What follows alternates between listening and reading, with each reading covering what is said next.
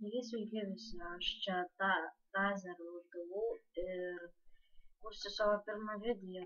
Noriu padaryti intro apie, nes pirmas bus serialas Laivo katastrofa. Taigi aš tame laive dabar ir esu, kurį jums dabar aprodysiu.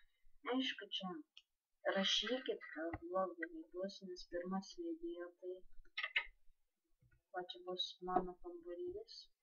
Dar turėčiau su vienu draugu filmuoti. Čia bus mano kambarys. Čia nais tas laivas, Lietuva vėliavas, nes kažkaip per daug paprasta atrodė.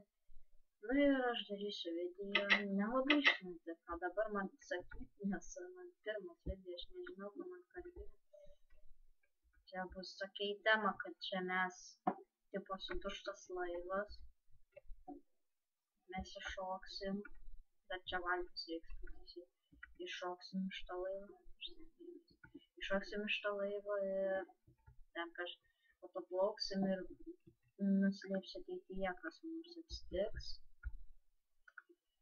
Čia biški vos kopijuota nuo dviejų serialų. Vienas serialas, kur tiesiog sudužo laivas ir baigėsi.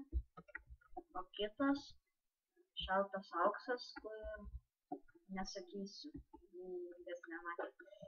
Įkrito jai tada ir taip toliau. Nu tai gerai, bet tik tiek bus, daugiau nieko daug nekopijuosiu. Nu žinot, pirmas nelabai ką pats sugalvoju. Norėjau vėl dar į išlikimą, bet tai nemoku įsikelt, tai mokysit kažką sakykit, nežinau. Nu tai tiek šį kartą, čia su jumis buvau aš, Tazer Lutavų. Ir aš sakau jums ate.